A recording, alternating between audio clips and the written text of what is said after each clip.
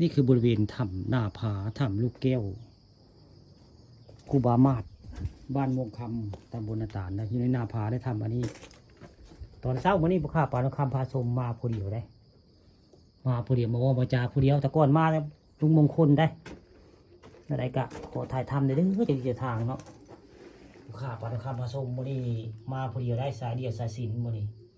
ทางใต้กับเจ้าทิมหมวนว่าทางใต้นะอ่างนี่นะอ่างนี่แต่เขาว่าอ่างลูกแก้วแล้วนี่ลูกแก้วเพิ่งก็จะอยู่ในนี้แล้วตามบึงนี่โมเดลวันสิบใหญ่กับ15 ค่ำเพิ่นก็สิลอยไปลูกแก้วเฮืองเลยครูบามาศได้เล่ามาให้ฟังเพิ่นมาอยู่ในนี้3 ปีบวชในใต้ถ้ำวันนี้ผู้ข้าปานคำพาชมก็เลยบอกว่ามาจ่าอยู่ในถ้ำลูกแก้วนึงมาผู้เดียวได้วันนี้สายเดียวสายสินบอกว่ามาจ่าในถ้ำนี่แหละนี่มาขออนุญาตเจ้าที่เจ้าทางเนาะผู้ข้าว่ามีเจ้ามีโจมแถวๆนี้มีแน่นอนเพราะผู้ข้าเคยเห็นพญานาคกลางเวรอยู่ในวัดคูบาละพื้นที่นี้ก็คือบริเวณวัดคูบาละได้มงนี่เป็นเจ้าอาวาสอยู่ในแถวๆนี้ละทั้งเทิงงวยง่ายมื้อนี้ผู้ข้าปานคำพาชมมาผู้เดียวมื้อนี้มาผู้เดียวอันนี้จะเป็นทางต่อตั้งอันนี้ทางต่อตั้งเลยอยู่ในถ้ำได้นี่มันห้างแล้วนี่ทางต่อตั้งเลยมื้อนี้ลุงมงคลเพิ่นบ่ได้มานำได้มื้อนี้เพิ่นบ่ว่างไว้ง่ายเพิ่นไปทางอื่นมื้อนี้ผู้ข้าปานคำพาชมมาผู้เดียวมื้อนี้มาว่ามาจ่าอยู่ผู้เดียวอยู่ในถ้ำมันถ้ำลูกแก้วครูบามาศได้ถ้ำลูกแก้วครูบามาศบ้านบุคคำตำบลนาตาลคุณกับคุณได้ผู้หมองรับหมองนอนเพิ่นยังคุณละหมองรับหมองนอนนั่นครูบามาศนะหมองน่ะแต่เพิ่นซิกก็ได้ลงนี่ขึ้นนี่ได้เพิ่นเว้านี่เพิ่นขึ้นมากลงนี่ได้ครูบามาศเพิ่นว่าครั้งขึ้นนี่แล้วเพิ่นเอาปีนขึ้นไม้แล้วครูบามาศแล้วแต่ต้องเป็นคนแข็งแรงน่าจะขึ้นได้หมองนี้หายโบแข็งแรงขึ้นบ่ได้ขึ้นต้นไม้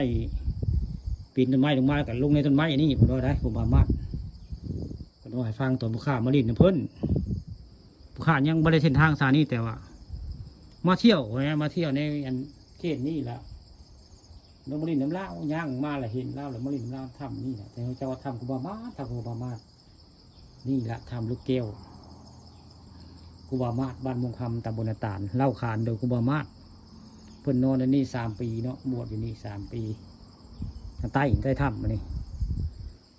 ว่ากลางคืนมาวันสินใหญ่แล้วเพิ่นจะมีลูกแก้วลอยออกจากถ้ำมานี่แล้วก็ก่อนที่แจ้งประมาณตี 4นี่ก็เพิ่นก็จะเฮืองกลับมาคือเก่าเรียกว่าถ้ำนี่ได้ถ้ำที่มีอ่างในไร่นี่แต่ว่าถ้ำลูกแก้วครูบามาศเล่าขานนี่ตอนเช้ามื้อนี้ผู้ข้าปาตะคามพาสมพาเมียมาหาเฮ็ดบดได้มื้อนี้มาให้บดให้พ่อมื้อนี้หาดอกกระเจียวแต่บุคคาไม่ได้หาดอกถ้าถ่ายทำดังน้อยนี่เรียกบุคคาเนี่ยเพราะว่าได้พบตัวตนพระเจ้าแบบนี้เส้นทางสายนี้ก็เลยมาเห็ดแบบนี้เนาะให้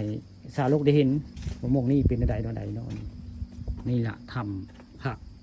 ครูบามาศบ้านม่วงคำตำบลนาตาลเป็นแบบนี้แล้วทำลูกแก้ว